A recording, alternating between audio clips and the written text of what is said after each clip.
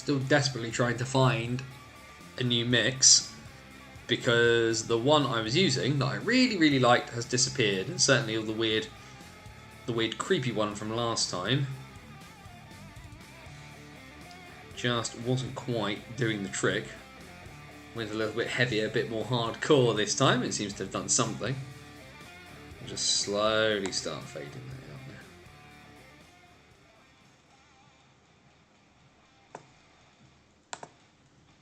I'll just get rid of that music. And then just press the button. Hey, there we go. There we go. Let's double check everything is still working as it should be. Also just quickly double check the Spengler Cup score just while we're getting people in. A minute or two later than we normally would do, of course, but that's because I had to post all the links and various bits and pieces. That's still coming back.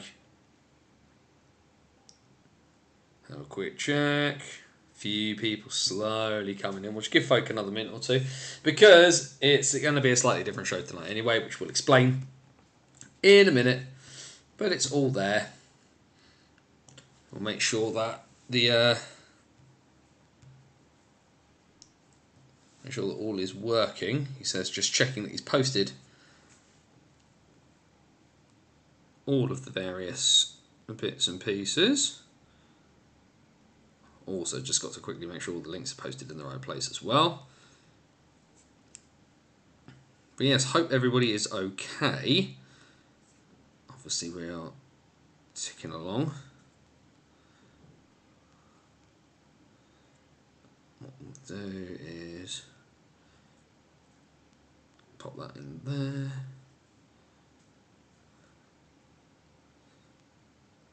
And there. Cool. The big question though, like I've said, if you've seen it in the chat, Yorkshire puddings with Christmas dinner, yes or no? I personally am a no on that front, because you have Yorkshire puddings with generally with red meat and stuffing with white meat. It's generally my philosophy on such things. He says, trying to be awkward. However, you do you. Not that much of a pedant about such things. Either way, probably should get rocking and rolling for the last time this year. Guys, gals, and the gender fluid and all beyond the binary, it is Wednesday night. It is just after 8 PM and it is time once again for the BOTW What's Current stream. My name is Anthony Russell here once again, and for the last time in 2023 to take you through the weird, the wonderful and the bizarre world that is the National Ice Hockey League structure here in Great Britain. We focus on the National Division. That is our bread and butter. That is our home port. But of course, we take our moment to have a look through absolutely anything and everything related to the National Division, as well as Division 1 and Division 2 in the north and in the south. Hope everybody is doing well. Merry Christmas. Hope you had a good one. And obviously, like I've said, it is the last show of 2023, because by the time the next one rolls around, we will be well into the new year. And tonight is going to be a little bit of a different one, like I've said and we've put out. But what we'll do very quickly, we'll just quickly go through a few bits of housekeeping before we go too far. Bannersonthewall.wordpress.com, of course, is the website born out of my writing. 12, nearly 13 years. We're getting up to 13 years in March of Banners on the Wall, and that's the website has just got a massive back catalogue of all of my hockey writing that started with writing about the bases at Bison, though of course where the Bison have gone walking off into the mist for the time being. What this has been this season is just follow me on my hockey journey, a Banners on the Road series. See, every game I go to kind of gets a bit of an in-depth look, and where especially I've been doing a bit more of some different stuff this year. A lot of commentary this year, so you're getting a really, really interesting in-depth look from inside the commentary box behind the microphone on those occasions, as well as getting down and look and seeing some hockey, like I say, from some really, really different places I didn't get the opportunity to go to. We've also got a hockey stories series, long form bits of content, both written and video as well, interviewing people from the weird, wonderful and bizarre world that is ice hockey from the 19th century up to the present day, into war, behind the Iron Curtain and beyond. So you can check all of those things, as well as the back catalogue of the old podcast that we used to do. and our free-to-download tabletop ice hockey game, Dice Hockey. All of that is over on the website, bannersonthewall.wordpress.com. The other thing, of course, is we're live on YouTube. We are usually here Wednesday nights throughout the NIHL season, usually, like I say, weekly from September through to sort of April time when the season rolls off, and even then we still pop up during the summer over here on YouTube. So if you haven't already, check down below, subscribe to the channel, like the video, share the video out, as well as checking out what's there on the channel. Tons and tons of bits and pieces, different interviews. I'm doing some work with the Solent Devils this season, so you can get behind the see a little bit behind the scenes and talking to some of the players of this club that kind of has always flown a little bit under the radar. But there's lots of stuff here on the YouTube channel. But if you haven't subscribed already, please make sure you do. And the other thing, of course, with being on YouTube is we're live.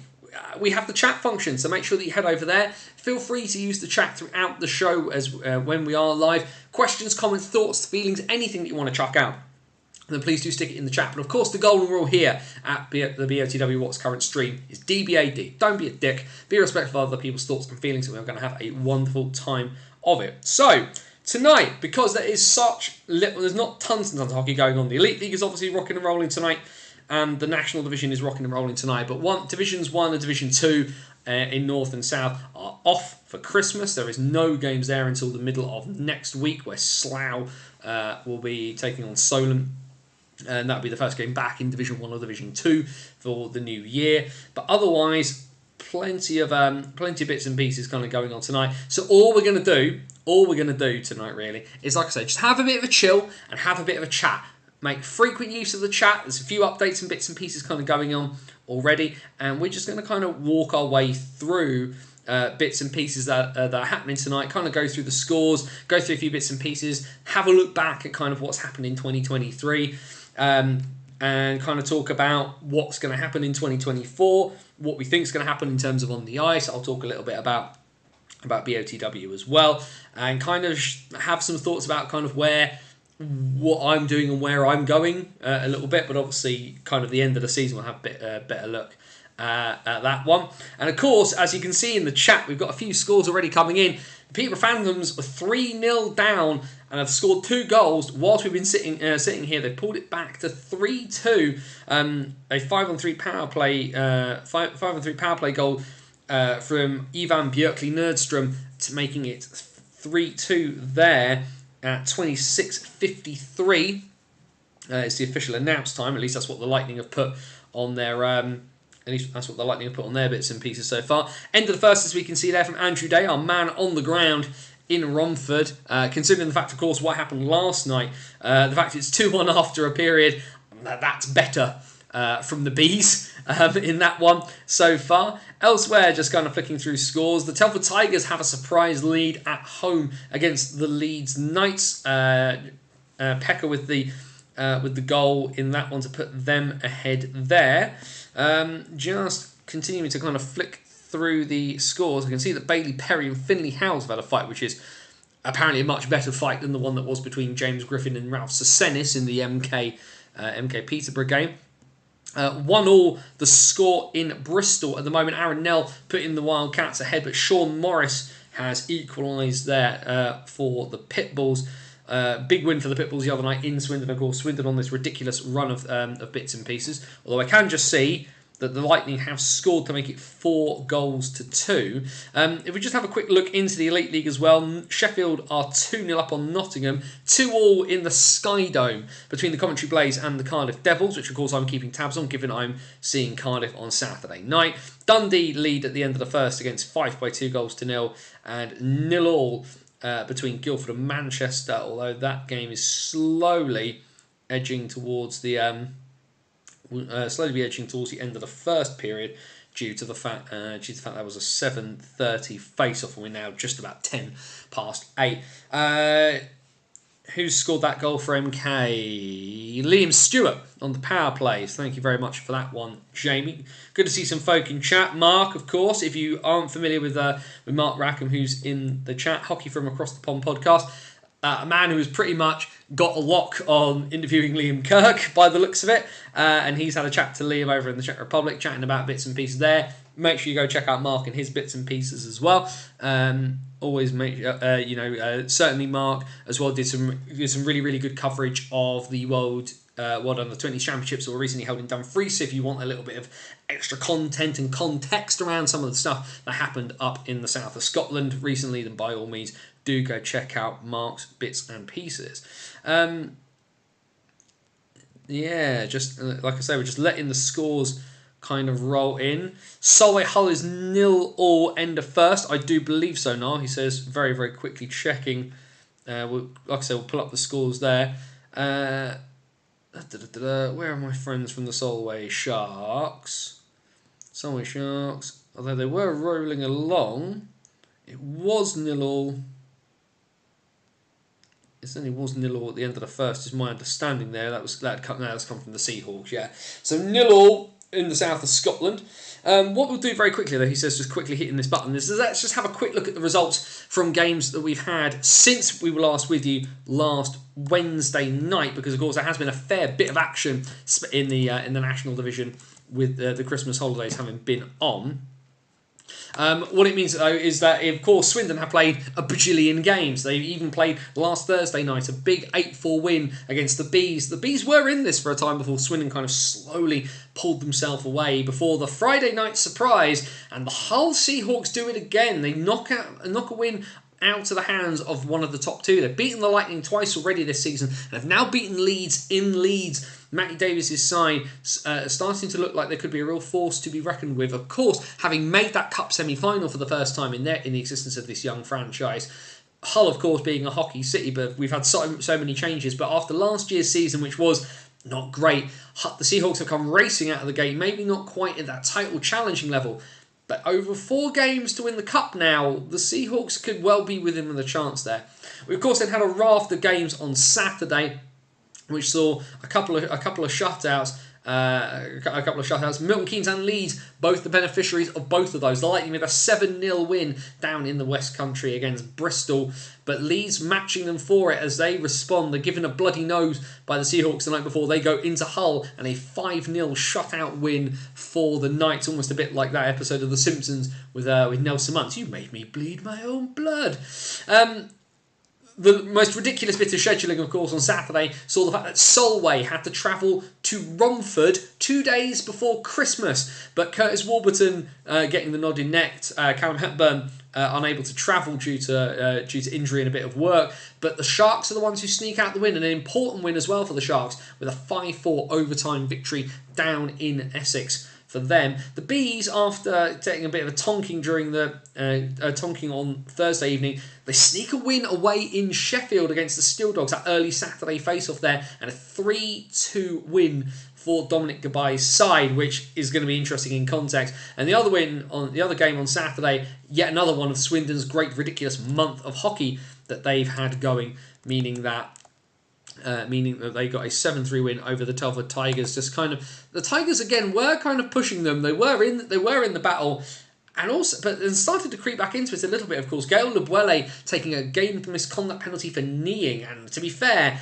it was a game misconduct penalty for kneeing. There was a bit of controversy in the Thursday game where Tomasz Malazinski was given a game misconduct penalty that was overturned. I don't think this one for Lebuele is going to be overturned. Certainly, the video shows a pretty textbook knee. You'd assume it's probably going to be a tier 1 suspension there, so it's going to be at least a minimum of 3 games. I'd be very surprised if it does get upgraded to a tier 2, but there's definitely going to be without Lebuele for a juncture. And then we had a few games yesterday on Boxing Day. The biggest one, of course, being the absolute capitulation at home of the Bees. A 10-1 Raiders win. 4 goals from Jake Sylvester and a hat-trick from TJ Anderson. Jump-starting the Raiders there against the Bees. The lone goal for the host there coming from Adam Rossbottom.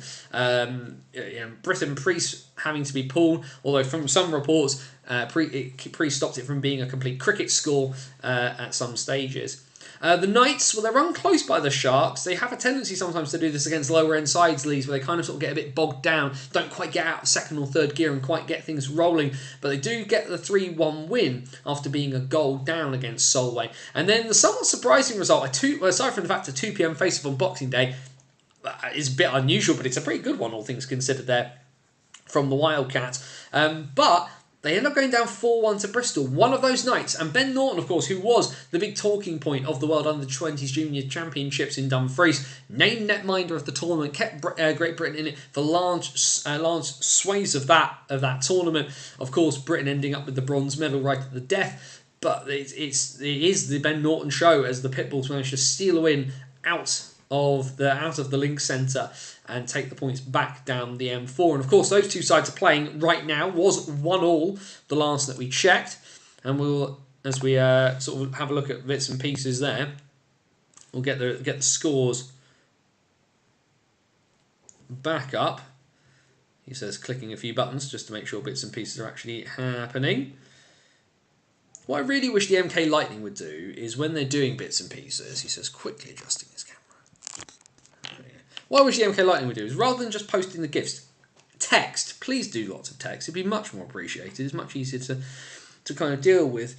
Certainly the Wildcats are on the penalty kill at the moment. Sheffield are now 3-0 up against the Nottingham Panthers. That we can see there in the Elite League. Not much else happening there. What I will do actually, let's just quickly scoot back, because what we'll do is we'll just quickly have a quick look at the fixtures, because of course the National Division very, very busy over this holiday period. So of course we've got the games tonight, but we just have a look in terms of what's coming. 2 games they're not coming on Thursday.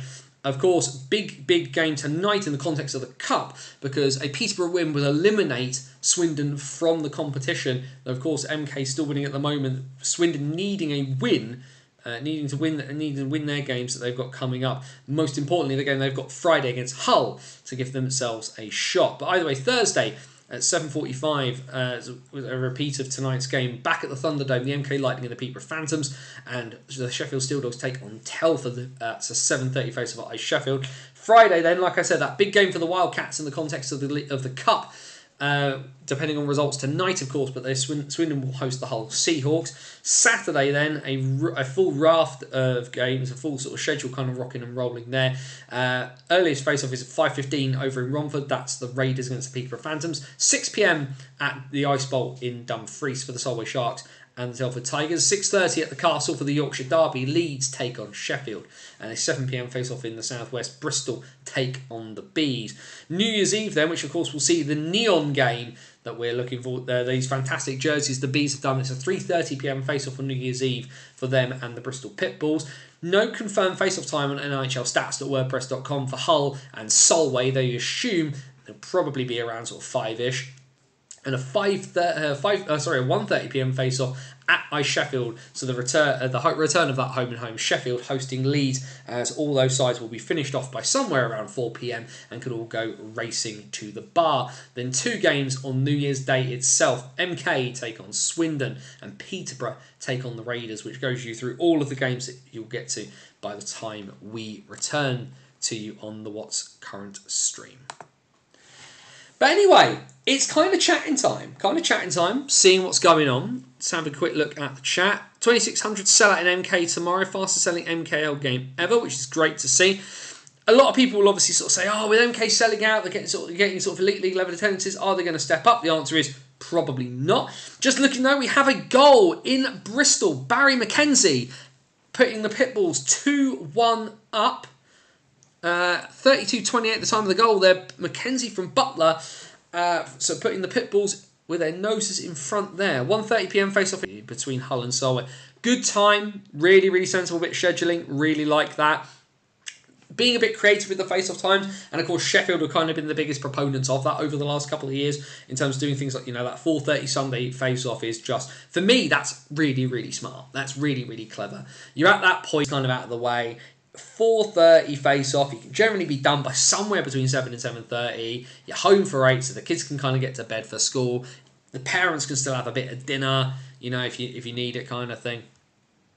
And it's and that's sort of pretty clever. I get why teams want to kind of do those evening face-offs so they can get that kind of sort of capture bit, and it's also just kind of what teams do, which is one of those things. But it's There's a lot to be said for kind of being creative. Like Saturday nights, and like I said, I come from the Basingstoke tradition. Saturday night, 6:30 p.m. hockey night, but that's coming from from the fact that the Bison have always been the biggest sports team in town, and that's no disrespect. to Basingstoke Town, obviously, but in terms of the town's sport, the biggest team in town traditionally has been the Bison, so having that 6:30 p.m. Saturday night thing done by about 9, so if you wanted to go hit the pub after, you could absolutely have the time to kind of do that. So, hockey on a Sunday has been very much kind of a different thing for me this year, having been to quite a few Sunday games. But I also like the fact that I think Solent do a 5 p.m. Saturday face-off. That's kind of their tradition in Gosport. And I actually really like that as a time, because that's kind of at the point of the kicking out time of the football for a lot of people, so that you can kind of move from one to another, particularly with like Gosport Borough is kind of a non-league team, or if you're not interested in football at all, you can travel while the folk are in the football, and then you're in the rink, and you kind of the sort of the bits of the traffic will kind of not overlap each other, which I think is pretty good, all things considered. Comment there from Mark. Ben Norton could certainly make an impact like Alex Oldale thus far. Whether he receives an opportunity is another matter. It's great to have two promising netminders in the programme. I made the point earlier today that I think the one thing is that there is a lot of good young keepers who, given an opportunity at a higher level, and not even necessarily a GB level, because you can be good in juniors and not quite progress into being as higher quality adult player. And Mark, as someone who watches the AHL, will obviously be kind of aware of that. But you think about the sort of glut of netminders not going to play forever. And also somebody asked me about Sam Gospel, of course, and Gospel is not as young as he once was. I made the point that I don't think there are 3 better British netminders in Britain, able to play for the national team. There are not 3 better than Sam Gospel right now. I think that he's a better netminder than Jordan Headley. And I appreciate that there's kind of a conversation of one for the future, but I think sometimes you need to take the best guy right now. And for me, Gospel is a proven winner, where Headley is yet to make that distinction. And for me, I would have been having Gospel as the number 3, and then as soon as Headley's kind of able to pull MK to a trophy, that's where you make the switch. Because Gospel could kind of, if something went catastrophically awry, and heaven forbid, Bounds gets injured, and Jackson Whistle gets injured at the same time, who's that guy who's going to go in goal for GB? Because for me, I don't think you can really. I think you have to put in Sam Gospel for me, because I think he's the best British netminder otherwise. Alex Oldale, of course, has been granted this fantastic opportunity due to the injury to Evan Wenninger in Manchester, and unsurprisingly, if you give kids the chance, they're really good. And Ben Norton also has faced a lot of rubber this year, has not had the opportunity to kind of get on the ice really for Cardiff, which is a shame, obviously. But, will Norton get that opportunity? I think a lot of it kind of depends on injuries, but the issue, of course, being that what's Norton going to benefit from, and that's playing. And the one thing he's going to do now, especially now, with Dean Skins as his kind of, rotating around with him, is making sure is that Norton's going to play. Like, you've put yourself in a 1A, 1B situation, because Norton, obviously, as a young man, if something goes sideways, you can put Skins in. And Skins is going to kind of do that similar role that he kind of had with Rennie Marr in Swindon last year. And ultimately, Norton, this should be Norton's team to carry. Ultimately, the issue, of course, for Ben Norton in Bristol is the team in front of him just cannot quite seem to put all the pieces together in the right place. They've been better recently, of course. Brendan Feasy getting involved in the coaching seems to have had a real impact for Bristol, but there's something to be said for the fact that the balance of that team still feels off, and Norton is facing a lot of shots. What happens to Oldale? I mean, Manchester have already said that they're looking at getting in an important netminder to kind of cover the gap with Wenninger being out. Obviously, we don't know how long he's out for, and how much of a workload are you putting on a young British netminder who's not used to playing that volume of games? Because the one thing you don't want to do is Oldale to burn out or to get hurt. You need to give him that other option. And actually, given the way that the Elite League plays, giving guys a rest is really, really important. And for the many, they're not a perfect tandem by any stretch, but having seen a fair bit of them, albeit I've never seen Taz Berman play, the idea of Taz Berman rotating in around with Eamon McAdam is a really, really sensible strategy in this league. And it's kind of course, what happens in a lot of top European leagues and in North American leagues as well. Netminders, it's not all on one guy. You know, I remember the days of Manchester with guys, you know, like Jason Wolf and Scott Fankenhauser, and, you know, just one goalie just taking the absolute bulk of the workload. Stephen Fone, of course, for Manchester for many, many years at the Phoenix. We see that Peterborough have pulled another one back. Torren Anderson, with the goal there into the that should be now the end of the second period. Just having a look there. No score still from Solway that we're aware of. It's still it's 2-1 in Romford between the Raiders and the Bees as they just faced off there. So Peterborough 3, MK 4 at the end of the second period in Peterborough.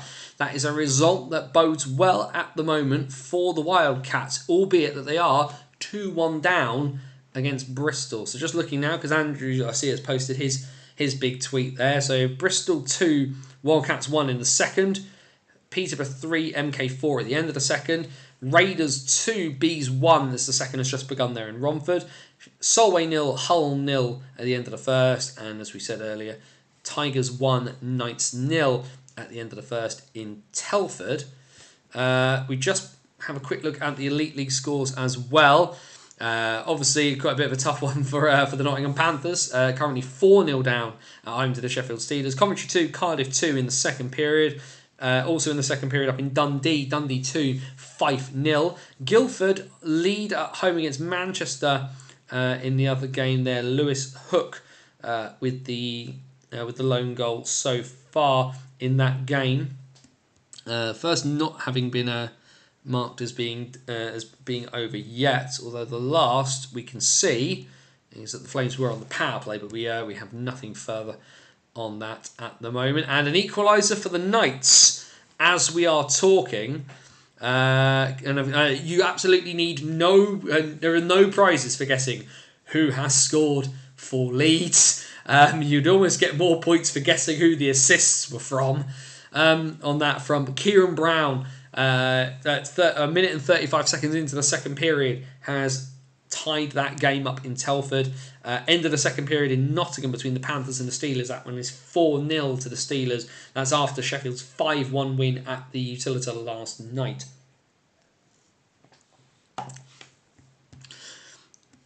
But yes, questions, comments, thoughts, feelings, anything else anybody wants to kind of chuck in. Certainly for me, I think looking back on 2023, and I'll go into more detail about it because obviously there's there's a piece. I won't do tons and tons of it here because I'm going to write about it. I usually do kind of like an end of calendar year piece before kind of a bigger thing about the end of the season. But 2023 for me has been such a crazy year when you think of everything that's happened.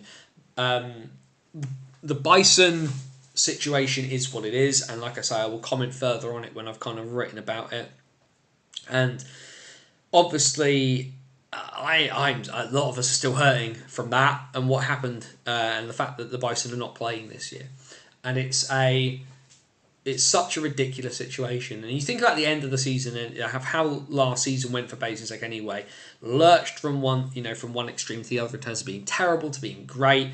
I think of that 9-3 win over Romford, where the Bison were still fighting for their playoff lives, and it was Alex Sanford's last game before leaving sort of stepping away from that level of hockey to join the RAF. And Romford was sort of locked into 6th place, and they couldn't really go up and couldn't really go down. They were like literally treading water to kind of do anything.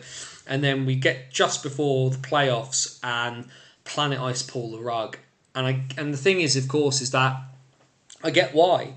I really, really get why, especially for the fact now that there is 2 blocks of seating that can be used, and they're all at that kind of cafe end in Basingstoke as to why the Bison were pulled out, because there was no way for the club to make any money. There was no way for the club to be sustainable at national division level with the Buffalo are allowed 150 people, and that's it in the rink at the moment. And it's a lot of people that have regular Buffalo attendees, regular folk from from Bison games as well, who sort of because of course there was a fair few ex-Bison now playing for the Buffalo under Hallam Wilson and Paul Petts, who are kind of keeping the torch burning for senior hockey in the town. But it's that was weird. And I think the thing, of course, is, and I said it at the time, that the first thing a lot of people asked me was, like, what are you doing next year? And genuinely at the time, there was a period where I thought about stopping. And I didn't really know what to do for a bit. And then the strange thing is that I think from a BOTW perspective, it's been hard, but it's been good, because 2023 kind of, the season ended, and in a period where I kind of didn't know what I was doing, stuff happened. Obviously, we had the issues with the Bison sort of disappearing, going off into the mists a little bit. And we then had the whole situation about the National Division and the Steel Dogs and that change of ownership and that kind of thing going on. And I, was kind of on a bit of a roll, just kind of getting, doing bits and pieces, thinking like, well, what do? I don't know what to do, so I'll just keep writing and just keep making stuff. And the Sheffield situation happened, and it meant that I was able to kind of, I was reporting on that and getting stuff involved in that, and suddenly the season appeared, was looming on the horizon, and I didn't kind of know what to do. And I was at that point, like, I couldn't really stop even if I'd wanted to, because I was so emotionally invested in the sport and what I'd done here for so long, if you see what I mean. A goal in Dumfries. Callie Robertson, in his home debut for the Solway Sharks, has them in the lead against the Hull Seahawks, is the latest there. Second period has ended in Bristol with the Pitbulls 2-1 to the good against the Swindon Wildcats, is the latest there as well. That's confirmed there.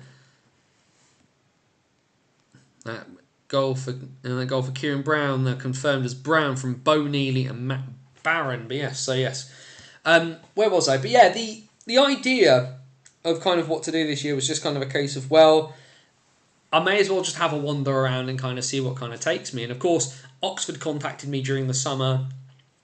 I've obviously been kind of sort of doing like the program bits and pieces, which are still available, by the way, if you want me to write for your club program. Like I say, I write one article and kind of syndicate it around. Romford have been the biggest users of that, it should be said. So if you've attended a Raiders game, you'll have seen my article in that program quite frequently.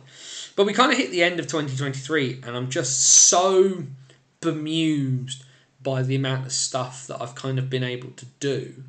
And it's so, like I say, I'm shocked by the amount of stuff I've been able to kind of, it feels really weird. It feels like I'm getting away with stuff, if you see what I mean. More just kind of because I've been able to kind of turn what was a bit of a sidearm into something where I'm kind of doing it more, and people are asking for me to do bits, which is a bit of a strange thing.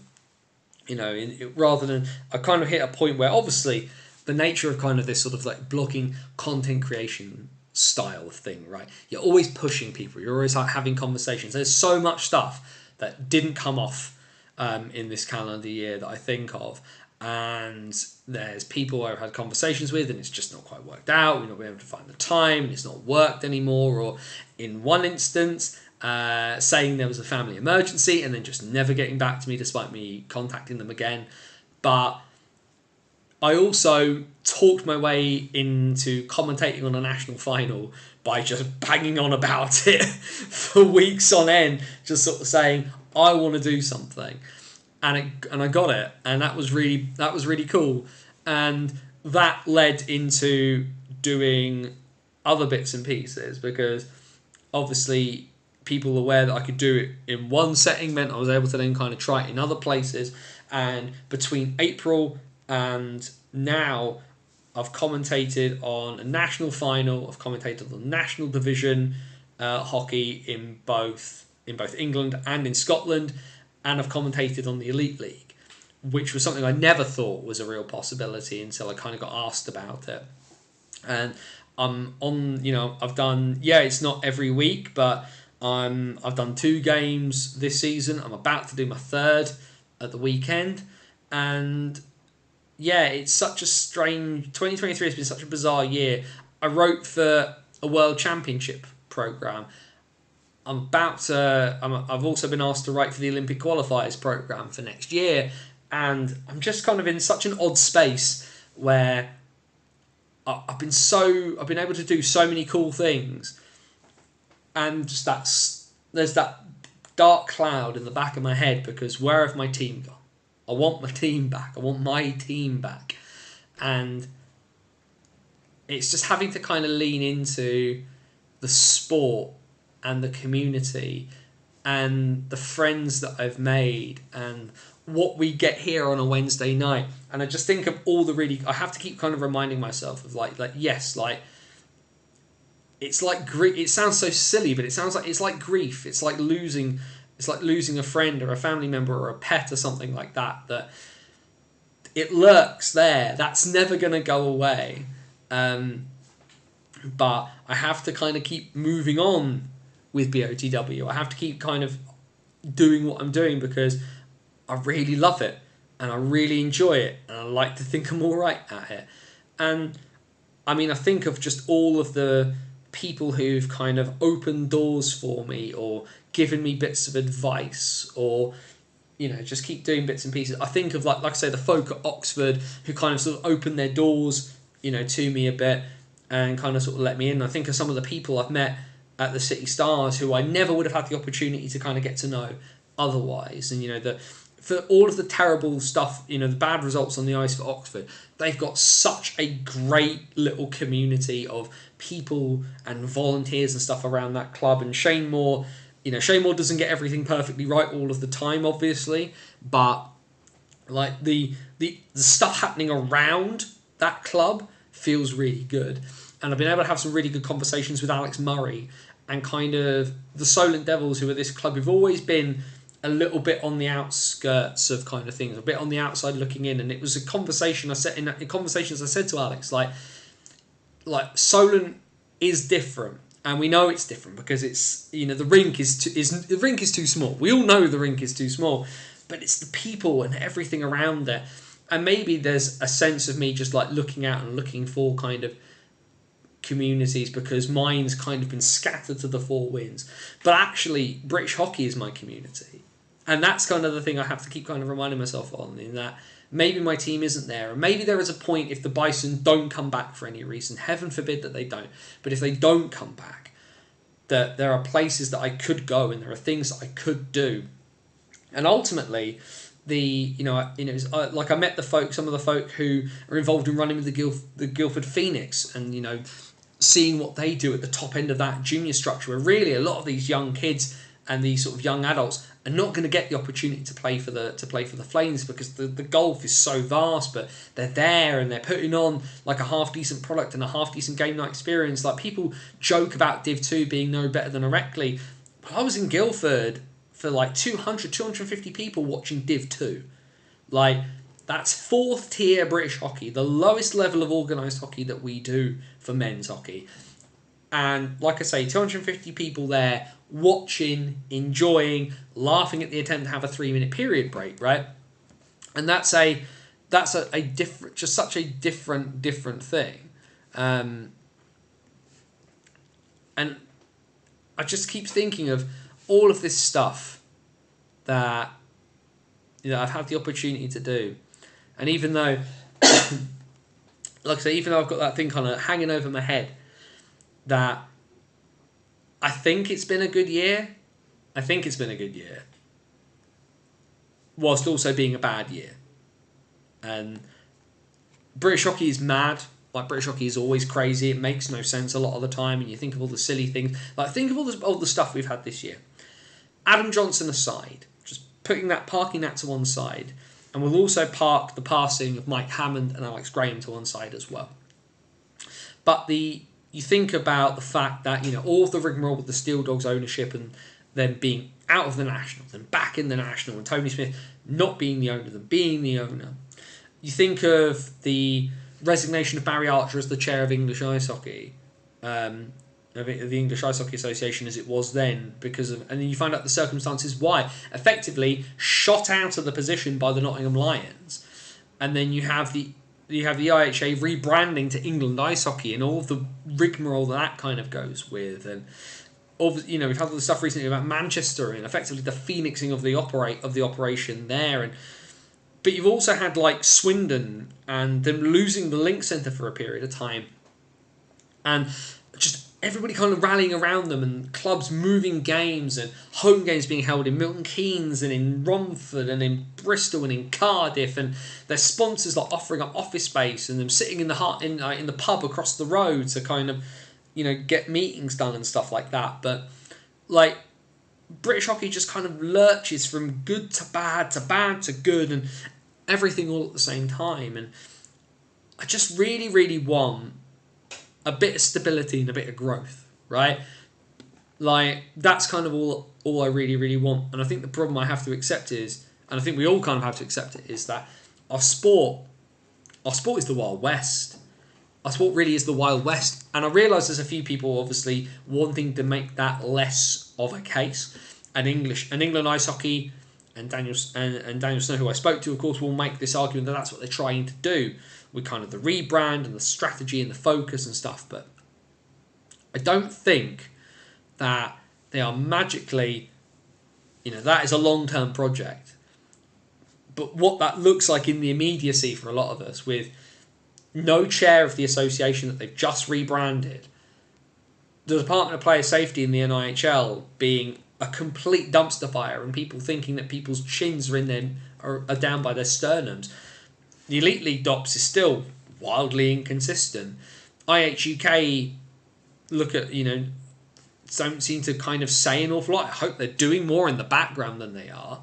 But that's kind of where that's kind of where that is. But ultimately, like, this stupid sport that we all love is both beautiful and frustrating in equal measure. And I say that a lot, but it really, really feels like it's true. I think kind of the thing for all of us going forward is to just take things as they come. We have to roll with the punches. There's good and there's bad. And there may be something lurking on the horizon that isn't good for our sport or for your team or for whatever, but the sport finds a way to survive.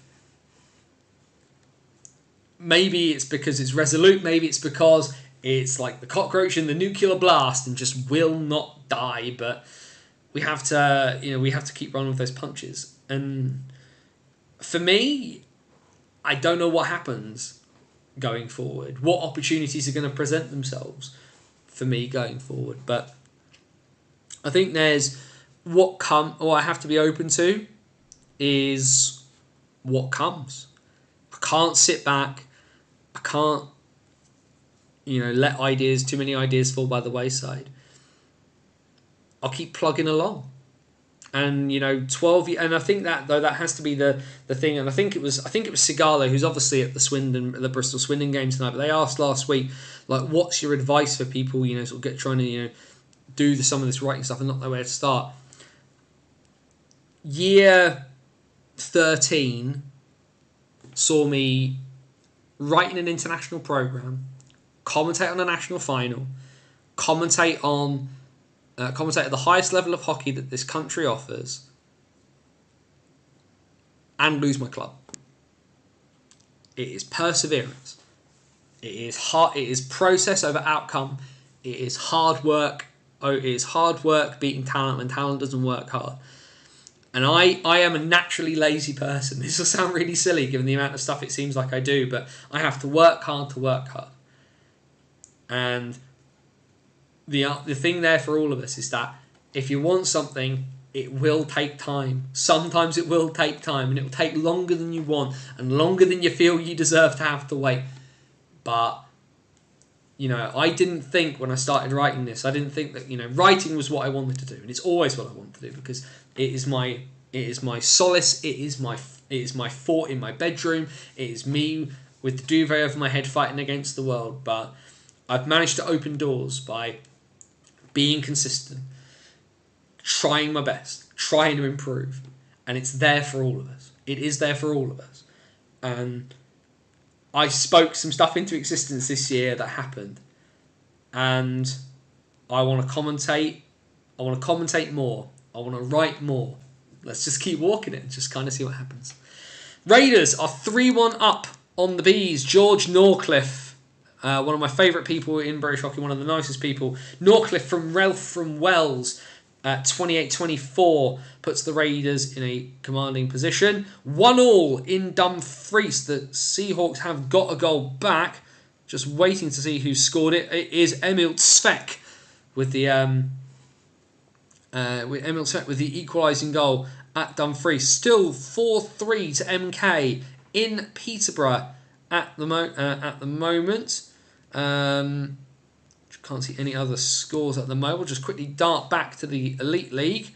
Still 4-0 to Sheffield in the third against Nottingham. 3-3 in the Sky Dome between the Blaze and the Devils. It was Blaze were 3-2 up. A power play goal from Cole Sanford tying that game up there. It's all gone wrong for Fife. It's now 7-0 to Dundee in the Elite League. Of course, not great recent form for either side. Dundee have lost 3 of the last 5. Fife have only won 1 of the last 4.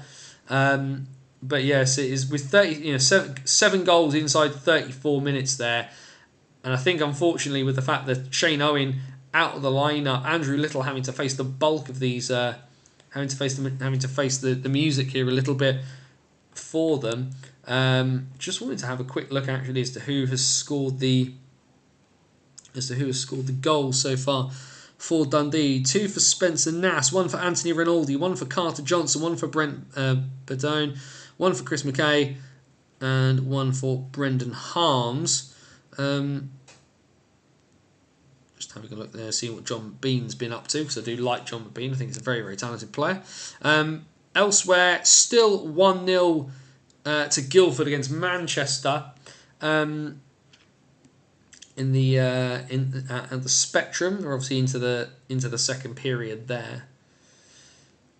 Rod Hullaby, of course. Thanks for chiming in, Rob. I truly feel the English game is 1 or 2 people in the right spot away from taking a big jump. I think one of those things as well about GB making the top level of the World Championships, I think it feels like a chunk, like it does mask some of the bigger substantive issues. And I think the interesting thing is that, and I don't know what it's like in American hockey, sort of at that sort of that lower level, because of course the majority of the teams in the best league in the world are based in the United States, but I always feel like people will point out the substantive issues, and rather than just kind of going, we've got an issue, we need to fix that, it's like, that's your problem to fix. That's your problem to fix. And what you have is kind of the top and bottom of British hockey kind of pointing fingers at each other. And I think the thing I kind of find as well is that my involvement with the NIHL, and you'll listen to folk from the Elite League and some of the sort of the Elite League, whether it's podcasts or coaches or media, is that they will look at what's in the NIHL and say, that's not good enough. And it's my big criticism of folk in the Elite League. That's not good enough. Well, what do you want then? Like, if you think that what's been happening down here is not good enough, what needs to be better? And I think that's the thing that kind of irks me about it, is that it's all well and good pointing your finger and saying, that's rubbish. Why is it rubbish? What can we do to stop it being rubbish? How can we make it better? Like that kind of thing of like, give the constructive criticism. Like, I can't argue about like giving criticism. I literally host a show where I poke fingers at everything, and I've called on enough people to resign on this show. And if you were here, Barry Archer resigned during the show.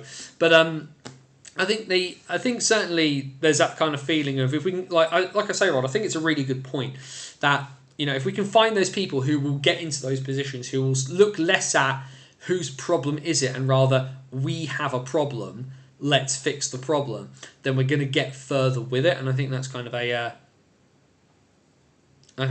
one of those things that we really need to look at. And it's a mentality thing and it's a mindset thing. And I think eventually that will kind of tick over. 5 minutes left to go in the second period. 1-1 still between the Tigers and the Knights. He's just looking to see if there's any other news anywhere else. But a big thank you very much to everyone for kind of chiming in. Has anybody entered the England ice hockey competition for a branded puck? I have not. On that particular front. Just having a look. I can see that Joe Scutts has spotted the... done a bit of paparazzi job on Andrew Day, which is always good fun. Just keeping tabs there. Lightning on the power play, I can see. Solway are ahead in Dumfries. A second goal for the Sharks. Just waiting for confirmation of a scorer, but can see that we have a goal. All in all. So 2-1. That'd be a very, very big win for the Sharks if they can pull that off. If I just quickly get the league table up, we'll be able to have a look and see what's happened there. That's the kind of where things are. Because we can have a look at the National Division quickly. I just bashed the button. Come on. There we go. But just looking at the league table, obviously MK and Leeds, Leeds of course at the moment would lose a tiny bit of ground, but of course would maintain that game in hand over the Lightning. Peterborough of course will suffer as a result. Hull, if they lose, of course will suffer as a result. Solway, well, they can't overtake the Raiders at the moment, especially with the Raiders winning currently, but Bristol winning as well. So it's kind of the Sharks are doing the right thing at the wrong time. Unfortunately, apologies there. Just having a look. John Dunbar from Callie Robertson is the goal scorer there for the Sharks. So 2-1 in Dumfries. John Dunbar, of course, with his goal graphic for the Sharks, looking like he's either looking like he's suspicious of what's being asked of him. Any thoughts on the upcoming Youth Olympics switching to a 3-on-3 format? I mean, I get it to a point, and I think given it's the Youth Olympics, I think it's the place to kind of do that bit of experimentation. Obviously, basketball has got that 3-on-3 format now in the Olympics, so kind of taking a sport that benefits from speed and skill and opening up the space for that to happen in. I think is probably at that level. I think is a good thing. I don't think we will see 3-on-3 as a sport in the Winter Olympics itself, but kind of actually having that as a focal point, and also as well that massively lowers the amount of people that need to travel to an event like the Youth Olympics, which doesn't have the same amount of money available to it. That kind of that focus of ice hockey being a skill sport, not a fighting sport, that kind of people want to obviously move away from too. I like it. Tie game in Peterborough. We have a tie game in Peterborough, 46-29, and the prodigal son returned home and has done the business. Luke Ferrara, 46-29 on the clock. It is 4-4 in Peterborough. That's literally just come through there. And now MK are immediately back to the power play as well. Ferrara from Douglas from Norton. End of the second period there between Telford and Leeds. But the Tigers will start with a power play. Ollie Endicott called for delay of game right at the buzzer. But yeah, Mark, I'm interested to see it in action. Obviously, the British team have been working very heavily with Danny Myers and down at Ozone, which of course is a smaller ice surface built for this kind of sort of 3-on-3 kind of action. Lots of under 10s bits and pieces happen there as well. But I'm interested to see how it works out. Like I say, especially because we saw 3-on-3 basketball kind of as a thing. So I don't think it's gonna. I think as a development tool, I think it's really good. I don't think we're going to see too much of it as kind of an adult thing, apart from kind of like that sort of odd sort of summer league kind of eccentricity kind of thing we had that Eamon McAdam was a big star in. But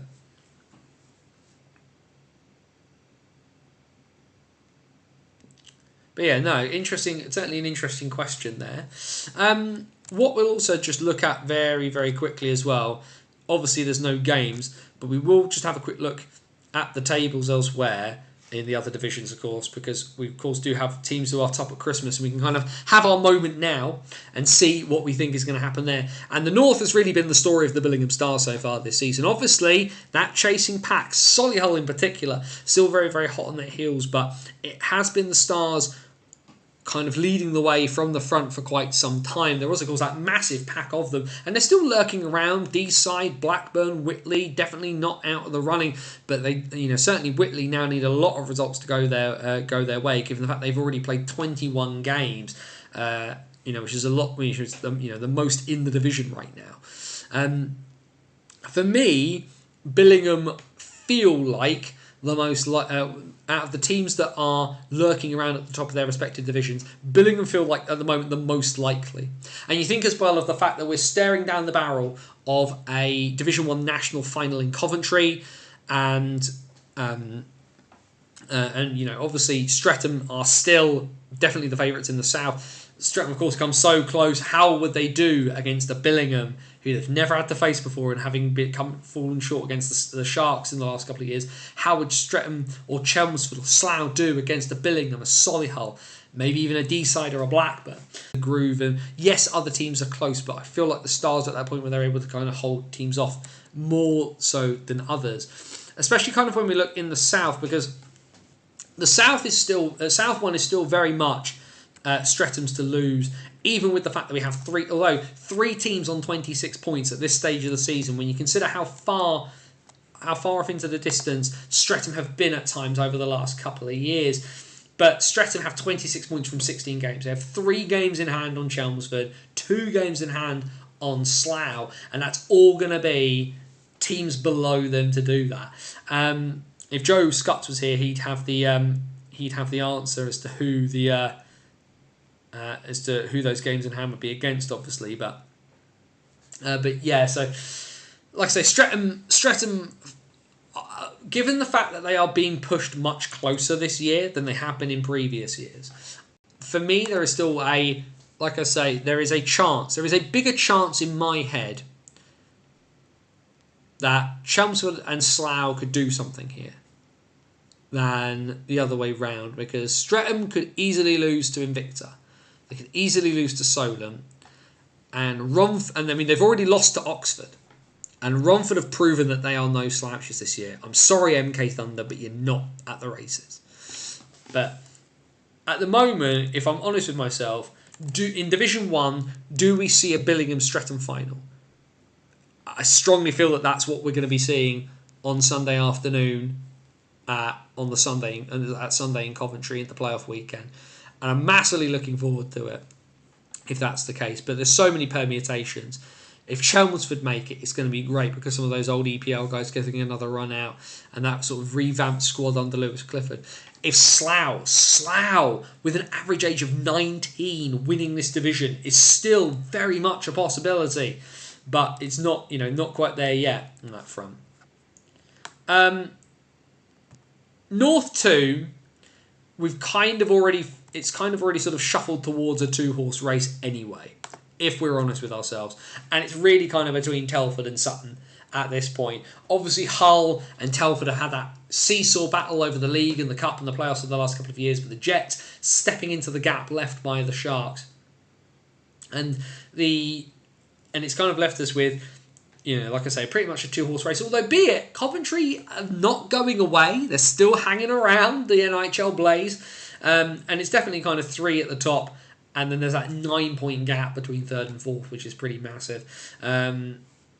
And that's kind of where that is. I cannot remember the playoff format for North 2 off the top of my head, because in previous years they've just gone straight to a weekend. They've not had a quarter-final stage. They've just done 1, 2, 3, 4 and pushed it through that way. I really should try and remember that. But for me, the table that has the most propensity to change is South 2.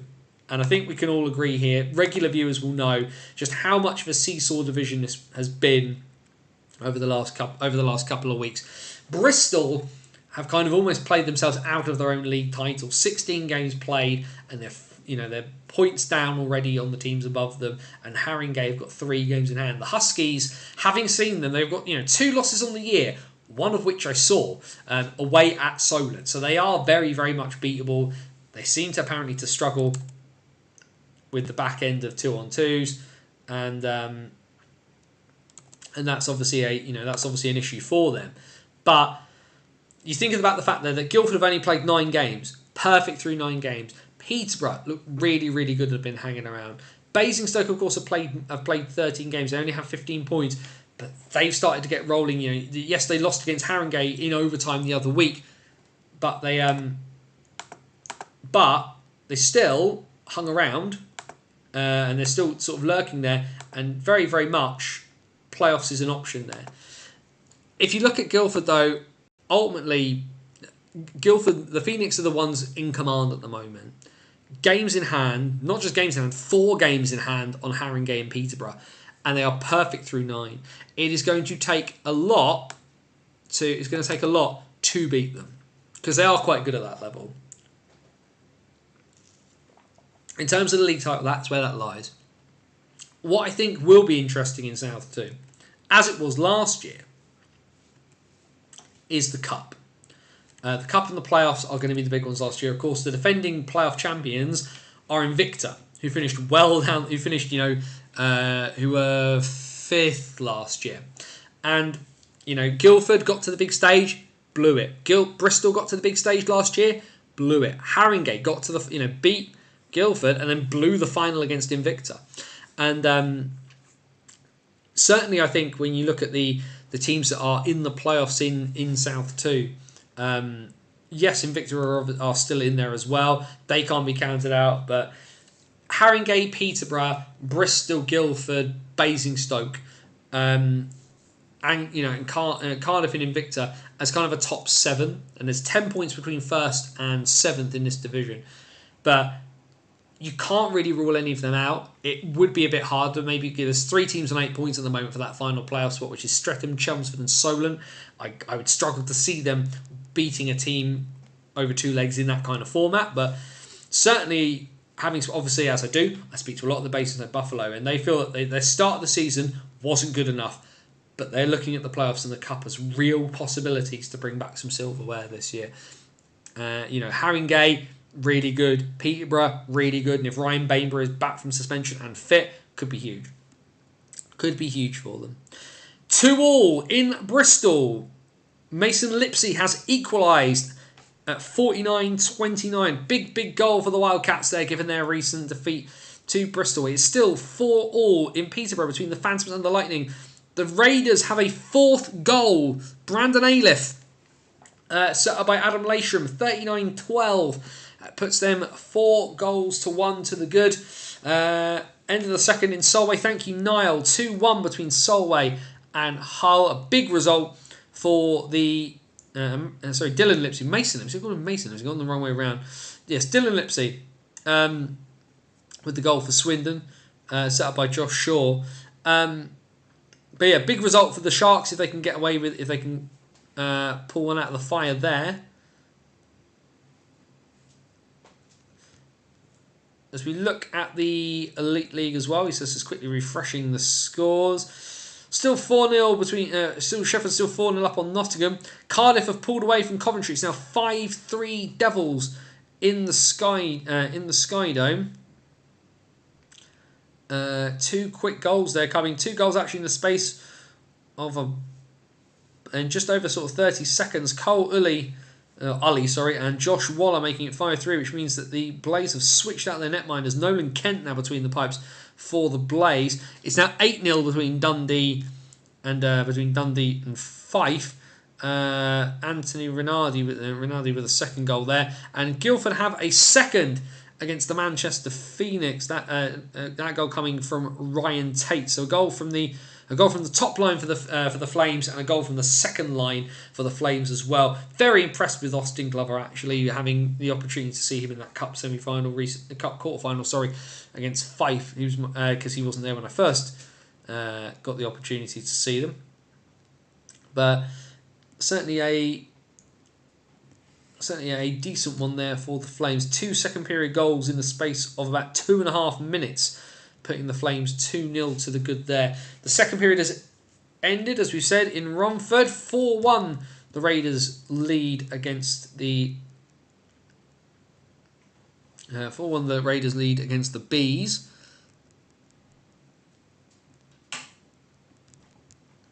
Not seeing any other updates to score so far. Questions, comments, anything else anybody wants to kind of chuck in? Because we've gone past the hour mark now. And obviously, like I said, there's lots of hockey going on. We will just as well very quickly check the Spengler Cup as Davos and Frölunda are playing at the moment. There is 13 minutes to go in Davos. The hosts 2-1 up against Frölunda. Ambri Piotta getting their first win of the tournament earlier today, a 5-3 win against Kalpa from the Finnish Liga. Well, of course, that will set up to set up tomorrow. We will get Kalpa versus Dinamo Pardubice in one group, and in the other group we will get what is going to be the one of the big highlights of the Spengler Cup tournament over the last sort of decade or so, and that is Davos versus Team Canada.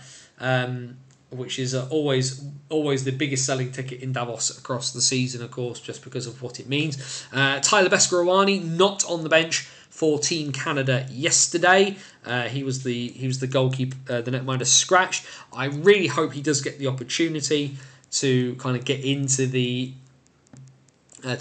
tournament, even if he just kind of gets on the bench. The fact getting his name kind of on the sort of on the roster sheet, I think is probably going to be massive. But so obviously a lot of people kind of wondered why would he go at this kind of point, and ultimately it's a mixture of things really. It's like for Beskorowany, a man who's much closer to the the end of his career than the beginning. You've got the aspect of this chance is probably never going to come again.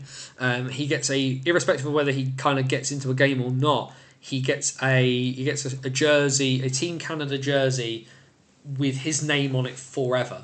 Like irrespective of if I'm hoping, and Bruce Boudreau is probably the kind of coach that would almost kind of look for a way to do it, to get him into a game at some point. But the big story, of course, is Aaron Dell. Of course, played for the San Jose Sharks, been without a team, signed a tryout agreement with Columbus. What's it like? How did the organisation treat you? And you think it's going to be, obviously it's not been our best year, but Tyler Beskorowany is currently in a group of guys who are used to playing in Europe, who are only going to get older. There is a guy there telling them how good the organisation is and selling this organisation to them. This could be massive down the line for the Giants. And yeah, they're not going to pick up an Aaron Dell, but do they pick up is there a Josh Joris? Is there a Jonathan Ang? Is there a Tyler Morley? Is there a Joey LaLeggia who, as their career starts edging towards its conclusion, think, I want to live in a country where they speak English all the time, kind of thing. There's a bunch of different things there that a couple of different things in play that could be talking points kind of down the track there that we kind of need to think of.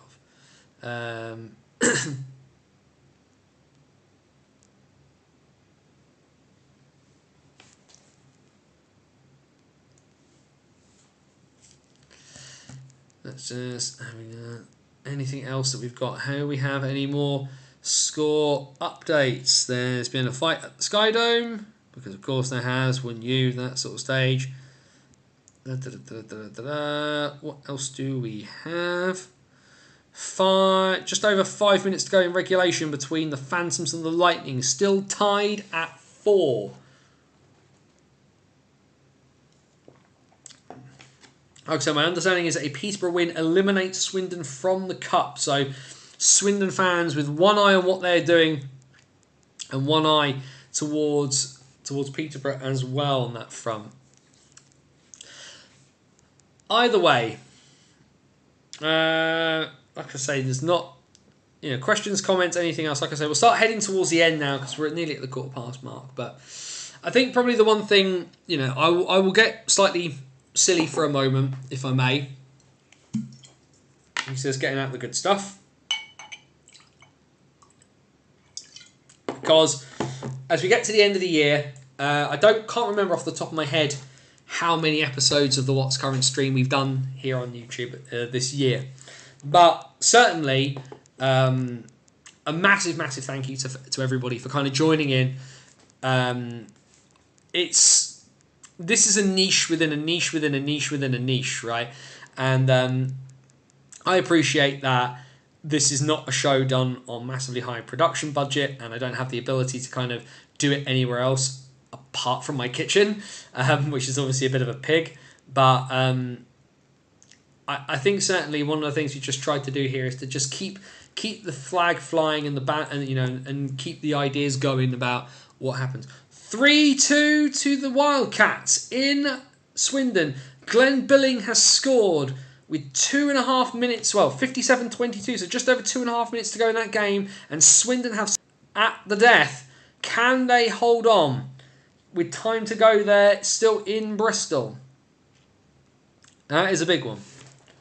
That is a big, big goal from Glenn Billing, just at the moment that they needed it as well. As I was saying, a massive, massive thank you for all of your support across 2023.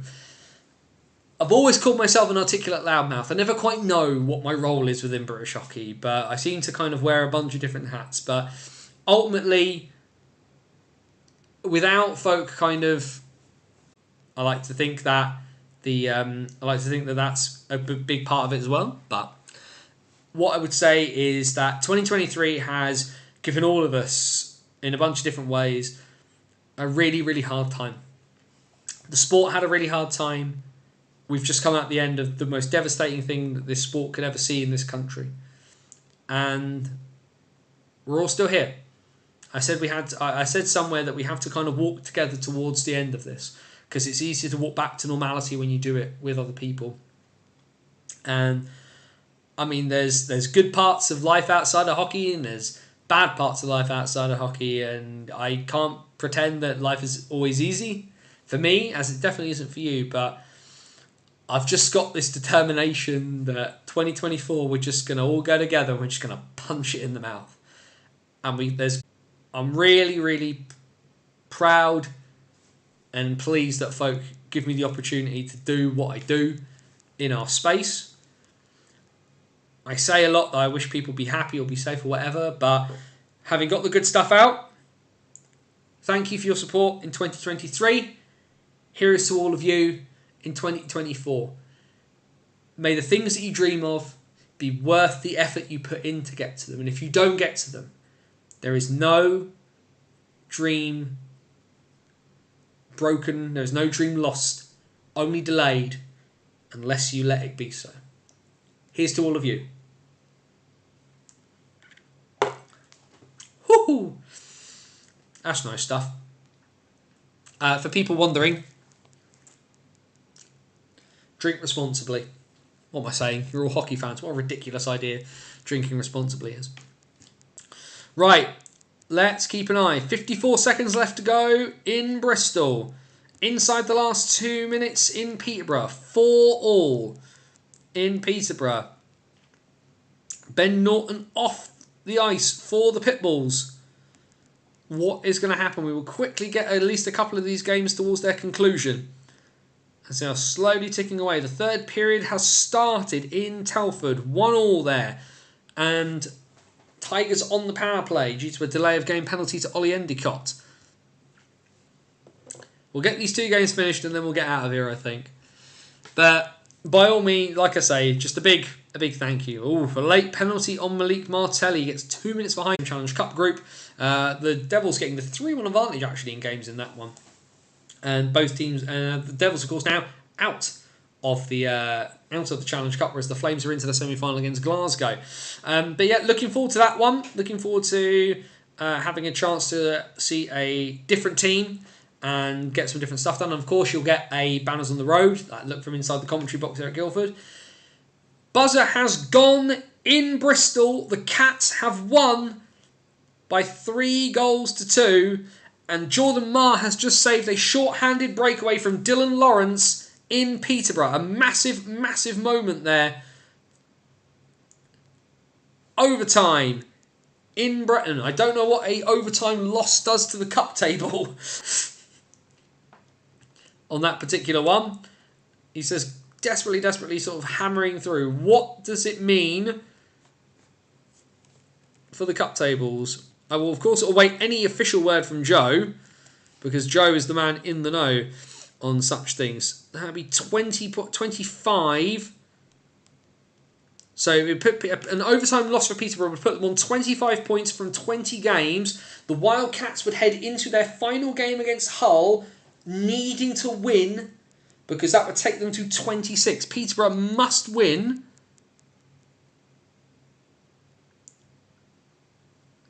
is the short answer there. Knights score.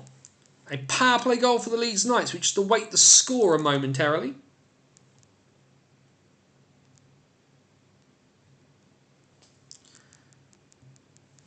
We'll quickly waiting on the score, and then, like I say, we will get out of here. Fine. So last call, folks. Questions, comments, anything else anybody wants to kind of chuck into the chat. As like I say, last one of 2023. We will be back next Wednesday night, which will be he says, having a complete blank. What's the date next week? The 3rd? The 3rd, yes. Wednesday the 3rd of January 2024. The first show of the new year for the What's Current stream. But yes, questions, comments, anything anybody wants to chuck in before we... The older I get, the more I'm liking my single malts, I must say. Billingham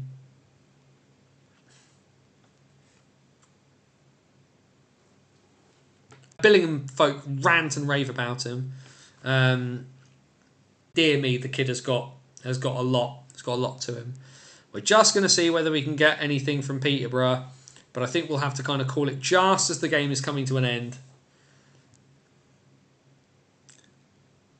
Tie game in Dumfries. Bobby Chamberlain has to tie that game up at 2. I'm sure Bobby's making friends, as he always does. You know what? We're going to, like I say, definitely last call, folks. So this is it. You've got like a minute to get anything into the chat that you want to get into the chat. And we will kind of roll out of here after that point.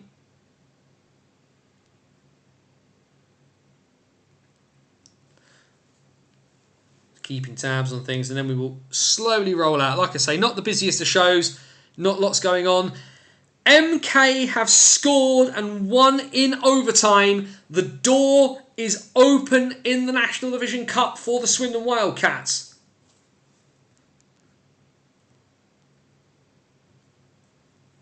Just trying to see who's actually scored the goal in front of me. But MK have won in overtime in Peterborough. Peterborough get a point. Banners on the Road series. The last part of that from last weekend is up there on the on the website. So feel free to go and check that out, as well as our Hockey Story series, long form interviews both in the written form and the audio visual form from people from the crazy world that is ice hockey, mostly focused in Britain, but from around the world, from the 19th century to the present day, behind the Iron Curtain, into war and beyond. You can check ice hockey. If you download it and you enjoy it, please do chuck a couple of quid towards Parkinson's UK. My dad has Parkinson's. Parkinson's is rubbish, and it would be really great to get some money towards a cure. But tons of stuff, nearly 13 years worth of content over at bannersonthewall.wordpress.com. Facebook.com/bannersonthewall. If you like the news coming through your Facebook feed, then that is the place to do that. Go hit the like button and you will get everything that goes onto the website, as well as the links for streams and all kinds of other bits and pieces will go there onto Facebook. Twitter, X, whatever you want to call it, is @BannersOGW. That's the best place to keep up with with me, my kind of rolling commentary on ice hockey in general. But of course, the other big place you can check out those links for stuff. It's down there in the description of this video, along with the description to our virtual busking hat over at buymeacoffee.com/BOTW. BOTW is not going behind a paywall or anything like that. But if you do enjoy what you see, you do enjoy what you hear, you do enjoy what you read, please do feel free to chuck a couple of quid into the busking hat. It's massively appreciated. And where my costs, of course, have gone up this year with not going to one team and travelling around, Every little helps. It's massively appreciated and allows me to kind of do some cool stuff along the way. But like I say, the links are all down there in the description. Of course, we're on YouTube Wednesday nights, 8 p.m, the BOTW What's Current stream. We've even had a live interview this year with one of the directors of England Ice Hockey. This is the kind of crazy stuff that kind of chucks up on here. We had the resignation of the chairman happen during the show, all kinds of stuff, as well as even just keeping tabs on the results tonight. But if you haven't already, please do subscribe to the YouTube channel, hit that notification bell, like and share the video, feed that algorithm hamster. It's already Christmas, but let's make him even fatter than he already was before. It's all massively appreciated, but tons of stuff happening from here on the NHL's first and only live show that covers things in real time. So thank you very much for checking us out here on the BOTW What's Current stream. And there we go. 2023 for the What's Current stream is in the books. There's obviously a few bits to come from the from Banners on the Wall, from me in general, but that's it. For stuff here on YouTube, we close the door on 2023. And as I said again, thank you for your support, your patience, and for tuning in and contributing and sticking things in the chat. It's massively appreciated. Like I said, let's head into 2024 and just punch it in the mouth. And if you can't be happy, then please, wherever you are, please be safe. As my friend Scotty Woz would say, take care of yourself and somebody else. For Banners on the Wall at WordPress.com, this is Anthony Russell saying stay safe and so long till 2024. Take care, everybody. Have a great hockey weekend wherever you get it. I'll see you next Wednesday for the first What's Current.